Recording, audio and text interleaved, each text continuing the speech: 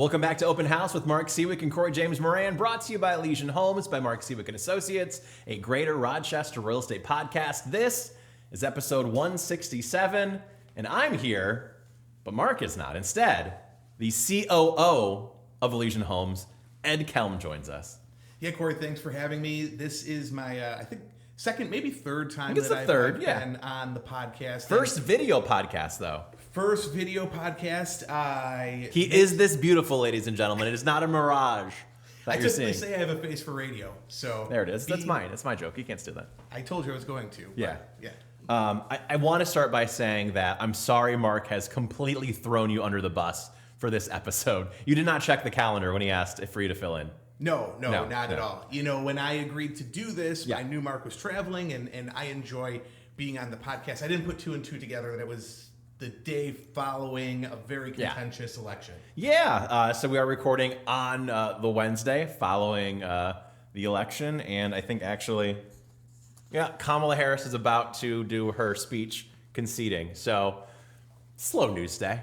Nothing really going on. Not much happening, and it doesn't impact the economy or real estate market at all. No, of course not. No, obviously it does, in many, many, many ways, and we're going to get to a lot of it in the podcast today. The reaction from an interest rate standpoint, how are things looking right off the bat, and then what can we expect moving forward? I mean, I do want to say that no matter where you stand and what candidate you chose, I think the one silver lining for everyone is that at least it's clearly defined, and we're not dragging this out like we did 4 years ago. That clarity is going to be stabilizing for the economy and what's going to happen moving forward. Yeah, it helps to get things going, obviously, right away, to not have it drawn out, to your point. And, you know, part of it, you said we're going to talk about how this impacts the economy and how it impacts real estate market. And at the end of the day, whatever we say here, we just don't know. These are all guesses based on what we know about Trump's policies and things like that. So it's going to be interesting to dive into. I'm looking forward to it. Yeah, pure speculation for the next 30 minutes. Buckle up. Let's get into the market update. Not a ton going on here in terms of single-family active listings in Monroe County. That number continues to dwindle. It was 480 last week. We're now down to 437 this week. I mean, Ed, you're in the office day after day working with our executive team, getting all the properties that we are listing onto the market. You've seen the slowdown. You felt the slowdown. Everyone's not as crazy as they have felt. Yeah, it was strong right through the end of September. We listed 26 properties for sale in September. That was up significantly over 2023. But the last couple of weeks, we've had a couple of listings, but nowhere near where we were in September. So definitely getting to that time of year where, you know, folks are preparing for winter and nobody's trying to get their house ready for market. And you can tell me about the buyer side, but that must have slowed down as well. Yeah, for sure. I mean, it's definitely slowed down quite a bit. Still some sporadic things popping up here and there. I still say there's opportunity for buyers because a lot of the buyers that have been engaged throughout the year are now kind of headed to the sidelines. They're focused on the holidays. So there are certain properties that maybe don't go as high as they would have, say, you know, certainly back in the spring or even in the summer. So if you're a buyer and you're sticking it out, maybe you get lucky. So we talked about Monroe County, the number there, the 6-county region, again, that number going down as well. It was 847 last week. We're down to 802 this week. And again, just overall slowdown under contract and pending properties. That number goes down as well. 1150 last week for Monroe County. We're at 1135 right now. Just more of these properties that have been pending or that have been on the market sitting for a little bit, going under contract, selling. 6-county region, 1739 last week. And we're now at 1699. So again, none of that is the headline, obviously. No, not a surprise for this time of year as we get into November. So yeah. No surprises. Again, the headline is the election. The fact not only that Donald Trump is going to be the next president of the United States, but also that the Republicans have won the Senate. And it's not, at least at the time of this recording, 100% guaranteed, but it seems as though they're also going to take the House of Representatives, which is a clean sweep and opens up the door for obviously a lot of the policies that he wants to bring to the table. Yeah, being able to get those through with having both the Senate and House definitely makes that a fairly clear path forward, which maybe some of the things that we're speculating about make it a little bit easier to come to fruition. Much easier for sure. And again, maybe there's a turnaround. The Democrats are able to get things back on track here at the last minute, but again, not likely. It seems like it's going to be a clean sweep. From an interest rate standpoint, we've seen rates slowly climb over the past 5 weeks, and Mark and I have talked a bit ad nauseum about the fact that it was speculation that Trump was going to win as part of the reason for why rates began to creep up. Now that is obviously a certainty. How are things reacting? Well, rates are up again. Not super shocking. Not dramatically. It was 7.09 for the 30-year when we recorded last week. It's now up to 7.13%, at least of the last update that I saw. Where that number goes from here remains to be seen. I don't think anyone really knows. With a lot of this stuff, it's baked in, so it shouldn't be dramatic, but who knows? That was a question I was going to ask you. We've seen it ticking up. Do you continue to see a spike? Or to your point, people have been kind of predicting this for a few weeks now.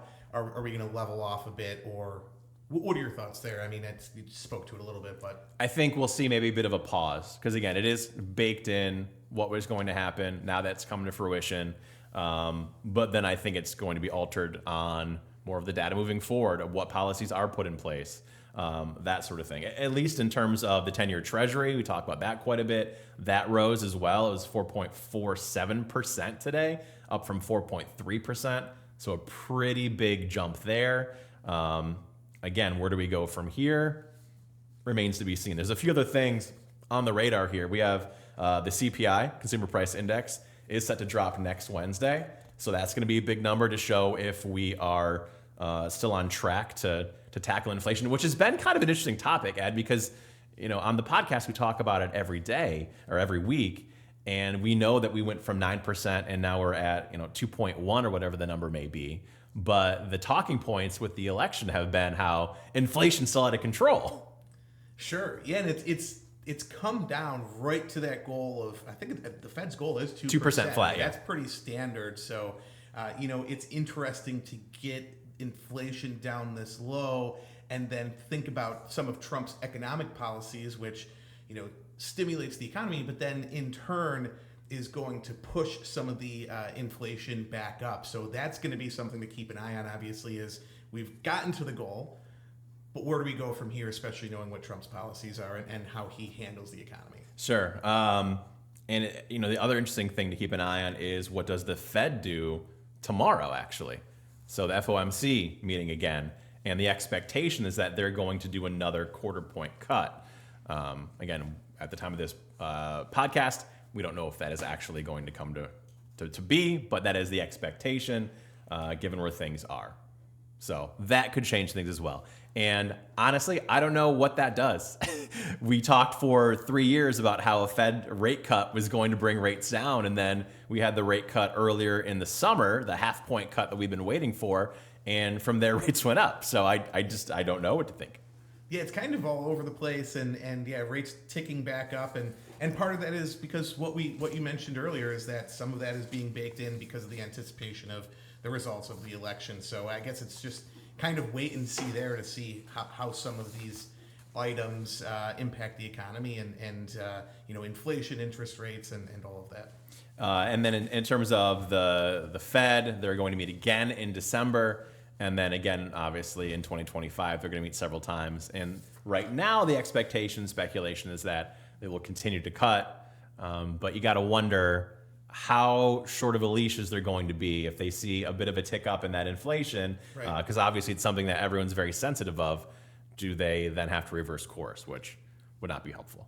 No, it would not, especially with the interest rates already creeping up. To then see them, increase the Fed, that would continue to push those rates back up to maybe where we saw earlier in the year, where you're 8.5%, 9%, which would be terrible. We don't want that. That'd be very bad for next year. That would be bad. Yes, that would not be good, especially when I feel like the second half of the selling season this year, we saw some buyers coming back from the sidelines that maybe had taken some time out because of the high interest rates, because of the competition. Some of that had started to go away, with rates in the sixes, and then also competition starting to slow down a bit on not having 30 offers on a property. So we saw some people re-enter the market, and now just as we started to see that, we hit fall where we know things slow down, and then all of these changes we're talking about could be another tough go for buyers as we enter the spring market if it continues this way.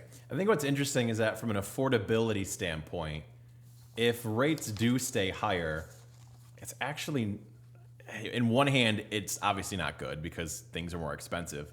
But from an affordability standpoint and a competitive standpoint, if rates are higher, we will see less buyers. Right. Less buyers, yes. Absolutely. Where if rates begin to lower a little bit, we're going to see more buyer competition coming to the field. But again, I'm just hesitant on what is the number for people that don't need to sell to decide, all right, I'm going to list my home and put it on the market. Because I think that number, if we're in, even a 6 handle or low 7s, I just don't see someone who's sitting on a 3% is going to be enticed to put their home in the market. Sure. So it's going to be kind of the worst spot to be in if you're a buyer. Yeah, and we're still seeing it's the homes that are for sale are still mostly people who are relocating to a different city, death and divorce, right? Those have been the big 3 of why people are selling. We're still not seeing people make that decision of, I'm going to sell my starter home to upgrade to my forever home, which is, something that my wife and I did is 10, 15 years ago when we bought our starter home. We had our two kids, not our first 2. We only have 2.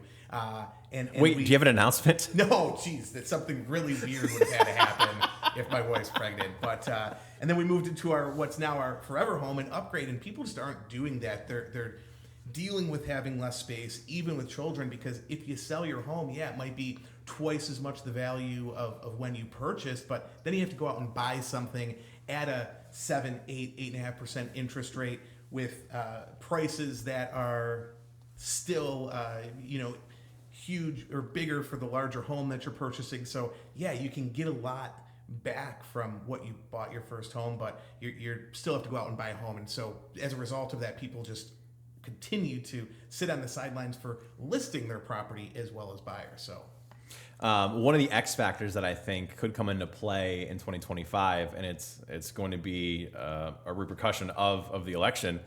I'm wondering how many more people are honestly planning to move to New York.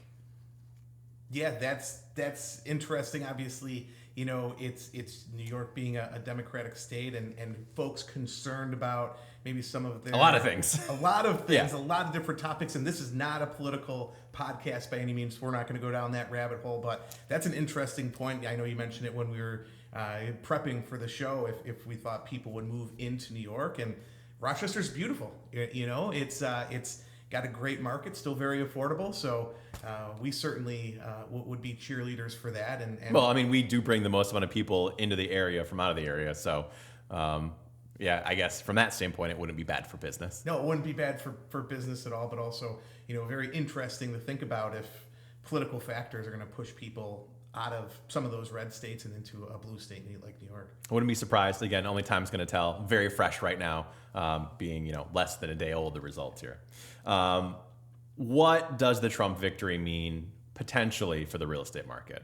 Again, it's kind of speculation because I don't believe that I've seen any kind of written plan that's out there of what's going to happen. So we kind of have to go off a little bit of what was done in the first term. Because you would expect some of those things are going to come back around. And one of the things that I think that jumps to mind that I've heard you and Mark talk about is the need for inventory. And part of what that is new builds, new construction, and it's hard to do for developers to move forward with new construction because there's so much red tape. There's so many hoops to jump through. And one of the things we know about Trump is that he will deregulate. He wants to make it more simple to move forward. So deregulation could certainly help for developers to move forward more easily with some of these developments, some of these new constructions, and help the inventory. So that's potentially a positive. I mean, absolutely. And we need it here in our area specifically, because you look at other areas of the country, Florida, for example, there was a ton of new construction, and now they've seen the market flip. Now it's a buyer's market because there's so many properties available. Part of that also is the fact they can't get insurance, but Sure. There's still a lot of properties. Inventory has spiked. We've seen it through a lot of other areas. Here we haven't seen that. There's not a ton of new builds, and it really comes down to what you said.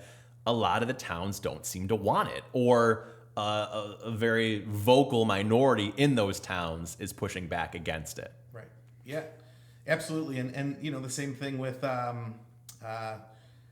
infrastructure, right? It's Trump's talked about infrastructure spending, and he's a proponent of that. And very similar to the development where, new construction, new builds, it's you're also seeing, folks don't necessarily, small towns or towns like the ones we have here,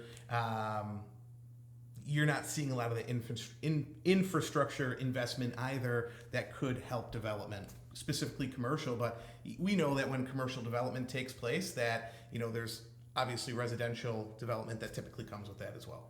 One of the things to keep a really close eye on, and we've talked about it quite a bit already, but interest rates, what are they going to be? One of Trump's promises was that he was going to bring rates back to 3%. I don't think that's going to happen. But one of the things I do think will happen is he will absolutely put pressure on the Federal Reserve to do more of these cuts. That I can pretty much guarantee is something he's at least going to push for. And then with that, again, who knows how it really affects rates. Right. But it's going to, I think, be something that happens. Yeah. And we come back to the beginning of this. It's all speculation at this point. We truly don't know how any of this is going to I don't know if Trump knows. Well, he's got till January to start to figure it out, right? It's working on it, apparently. Some of the other things that are going to be a little interesting to see, immigration was a huge topic for this election. And obviously, Trump's talking point was he is against illegal immigration. And there's a lot of bad things that come with that. But one of the things to keep an eye on that is maybe something that he hasn't quite thought a ton about is the jobs that some of these people are taking. They typically are not jobs that a lot of Americans actually want. So Sure. One of the things that's going to be a little bit scary is what's going to happen with the labor force, with the workforce. And in terms of real estate, that's going to affect construction. Right. If you don't have people to build the homes or people to do the work necessary, then there's no infrastructure, there's no new builds. Things will take longer. So I hadn't even thought of that point at all, that the immigration, Trump being tough on immigration would hinder the labor force or the workforce specifically for that type of work.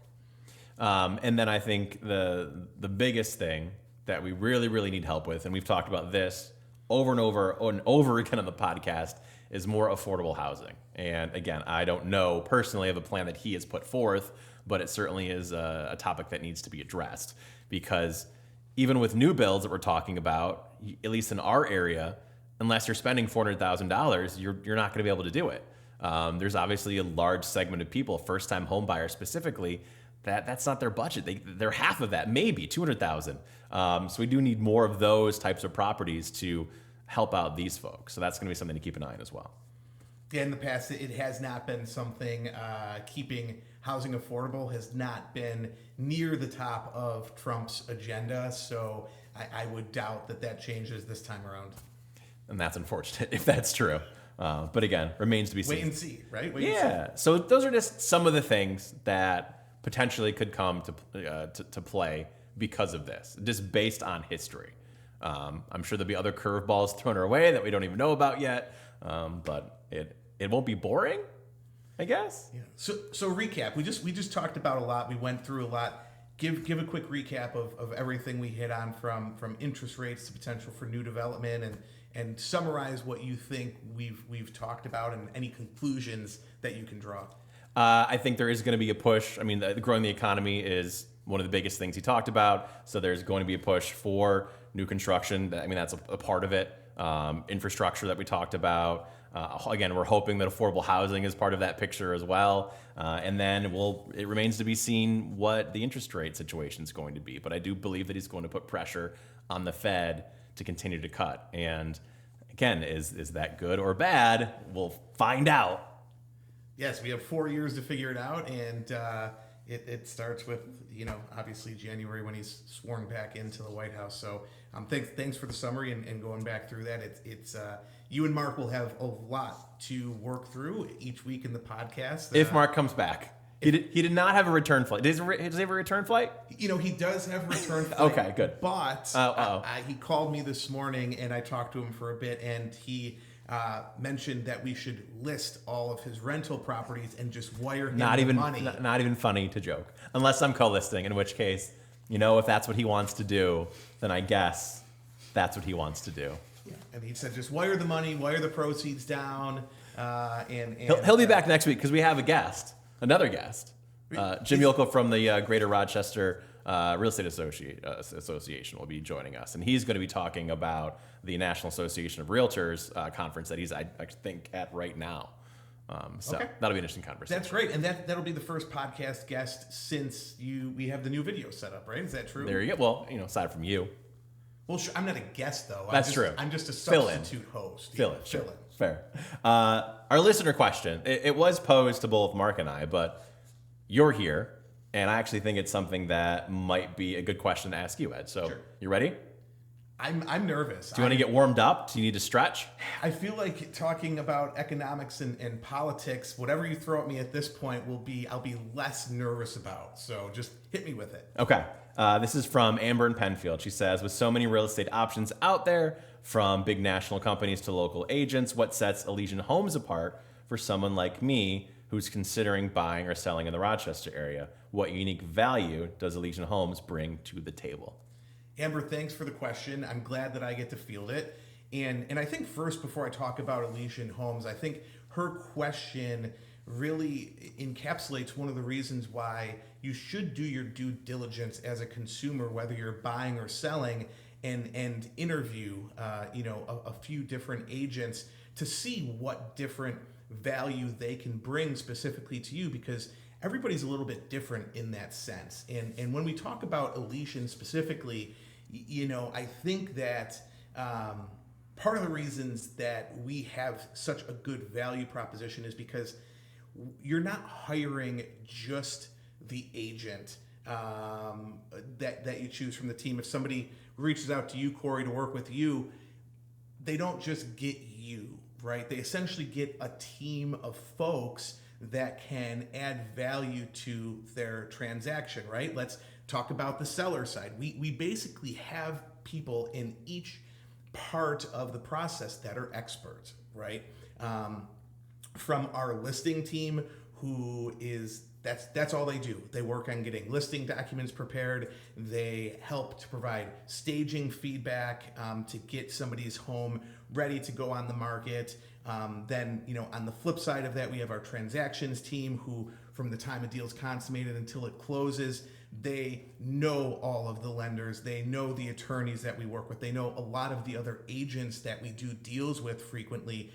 So there's a lot of realtors that do a really great job solo by themselves, and they couldn't possibly do or take the amount of care that our team does, when essentially you're hiring an agent, but then with that you get the support team that are experts in each part of the process that they do. So I think Elysian Homes, from the support or hiring the team for Amber, that's where the true value comes from, and that's the tip of the iceberg, right? It's we have a robust social media that we have to market homes, and also to draw attention for. We do a lot of posts about other properties that are listed, maybe not with us, but other realtors who have beautiful properties for sale. So we're in the know. We have that robust social. The video podcast that we have? The video podcast that reaches, tens of viewers. Thousands of viewers. Thousands of Tens viewers, of thousands. Tens of thousands of viewers. So yeah, I think that's where the real value proposition lies, is just in the fact that you do get that team. And I mean, let's not forget, the entity that is the Mark Siwiec team is one of the top selling, if not the top selling team in the Rochester area. We list more properties than any other real estate team in the area, and so we have access to more listings than anybody else, which is something that folks don't think about. But there's a lot of times that we have a deal that happens within the brokerage just because of the fact that we do list so many homes for sale that we can match a buyer. Little matchmaker. We can play matchmaker a little bit. So I think that's a long-winded answer to Amber's question, but it's a topic I could speak on for a long time because it's something I'm passionate about, is the fact that we do add a huge deal of value, and maybe more so than other teams or brokerages have the ability to, because they don't employ the support team that we do. We're the only ones, at least that I know of, that have anything like this model in the market. Yeah, and that's from a buyer and seller standpoint. And I mean, let's be honest. It's for our agents that are part of the brokerage too. It's something that it's unique. No other brokerages are offering a full service model for their agents where, hey, you join Elysian Homes, you get this support team that comes with it. You've essentially just hired a team of 10 people. So now you went from being a single person to having this team of 10 people behind you. Yeah, and that frees you up to be able to sell, which is what we do. Shake hands, kiss babies, and just find leads, find ways to bring value to your clients. It's not, it's funny. Jeremy Havens, he frequently says this, that he doesn't just sell homes or help buy and sell homes, but he's there for anything. If his clients need help with a roof, call him. He's got a guy. Call a photographer. He's got a guy. A painter. He's got a guy. And same thing with I know we put out a preferred professionals list, but we're more than just buying and selling homes. We truly care to want to help our clients in any situation. So. Yeah, because it's a relationship, right? It's not a transaction. It's not just from when your offer's accepted to when it closes. It goes on past. I mean, I talk to old clients every single day about something. We had an old client of yours walk into the office yesterday with a resume. That's true. So looking for a job for one of the openings we have, and it's he saw it, thought of you, thought about the great experience he had when he worked with Elysian, your first buyer, right? Yeah, very first. So he. Just having that experience, he said this would be a really cool place to work based on the experience I had with Corey. Well, there you go. Well done. Good answer. Thank you, Amber, for the question. There we go. I'm gonna let you off a little bit easy since again Mark set you up here to take a fall having to talk about the post-election results. So we're only gonna do one celebrity real estate story. Okay. So I did send it over to you just to get your opinion on this one. Kanye West. So he had the $36 million loss on that Malibu home. Kanye has now purchased an 11-bedroom, 18-bath mansion in Beverly Hills for $35 million through his LLC. This one spans 6.79 acres. It's in the exclusive Beverly North Park gated community. It's got a paddle tennis court, pool house, large pool, unique entertaining pavilion, and it's linked by a steel columned bridge. Thoughts on this? Thoughts on Kanye in general? Do you miss the old Kanye? Pass. Let's go back to talking about politics. You'd rather talk about that? All right, fair enough. Alex is going to throw in some photos of this property.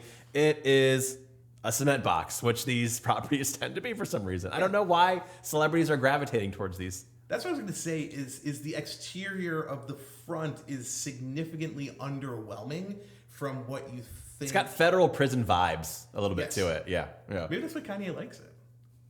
Possibly. I don't know. I asked him. But yeah, so it's not aesthetically pleasing from the front, but there's definitely some quality features on the inside, on the interior, and anytime you have all of the exterior features like the paddle tennis, is that pickleball? Yeah, well, there's different types. Yeah, and the pool, and it's gorgeous from the aerial view, the nighttime aerial view that's in here. So Alex, make sure that you get a shot of that. And but I mean, the really most important question: would you watch a Bills game there? An away game, since you're a season ticket holder, obviously you would be at the home games, but an away game. Sure, I don't see it in any of the photos, but I'm sure there's a magnificent media room. It's gonna be theater, theater entertainment space. So yeah, I'd probably watch a Bills game there. Is Kanye there for the game? Or obviously, yeah. So I'd have to watch a Bills game with Kanye. Are you out now? I like some of his early music. He was great for a really long time. What if his fiance or wife or whatever she is now, she's wearing a trash bag? That's what she's wearing. So that's the type of stuff she wears. I don't know. Yeah, I might actually pass watching a Bills game with Kanye. Okay, all right. Before we let you go, Ed, as the Bills enthusiast that you are, obviously have to get a quick thought on the rest of the season for the Bills. Is this the year? It's going to be tough, I think. So the answer is no. And I hope the answer is yes. Sure. I think when you look at the season prior to the season, a lot of folks thought this was the year where the window was closed. And Stephon Diggs left. Stephon Diggs moving on. And people are crazy to think that the Jets or the Dolphins, who Josh Allen completely owns, would dethrone the Bills in the AFC East, because it's not going to happen clearly with where the standings are now. But as long as number 17's on the roster, the window's always open. The opportunity's there. This year, obviously, the Chiefs are looking really tough. The Ravens at times have looked like a bit of a wagon. And then the Lions in the NFC. So I think those are really the three teams, along with the Bills, that have the best opportunity of making and winning the Super Bowl. So, it could be the year. 7-2, obviously fantastic start. And the offense looks like there's more options in it without trying to feed one person the ball consistently. Allen's completing passes to, multiple tight ends every game, multiple running backs, multiple receivers. So it's a lot more diverse. The offense is a lot more diverse. So that is they're going to be able to go as far as Josh takes them. And in the playoffs, it's always going to come down to that game against the Ravens or the Chiefs, where it's that final possession and who gets that luck, the luck of the coin flip, even at times. I mean, that's when teams are that good at the end of the season. It's such a small margin, but we can look ahead to the playoffs at least, because it's the first week in November and the AFC East is pretty much over. Yeah, because the division sucks. Yes, they're all train wrecks. Fair enough. All right, there we go. Ed, well done. Yeah, Corey, thanks for having me. Hopefully I don't make viewership go down. I doubt that I could. Look at my face. But thanks for having me. Mark, thanks for going to Mexico so I'm able to sub. I'm always willing to come and co-host. Next time, though, if it's the day after a heated election, just you're make sick. Sure you correlate that for me. Full disclosure, I didn't realize it either when I asked you, but here we are. So nice job. Thank you again. Appreciate it. Thank you so much for listening. Thank you so much for watching. We'll talk to you again next time.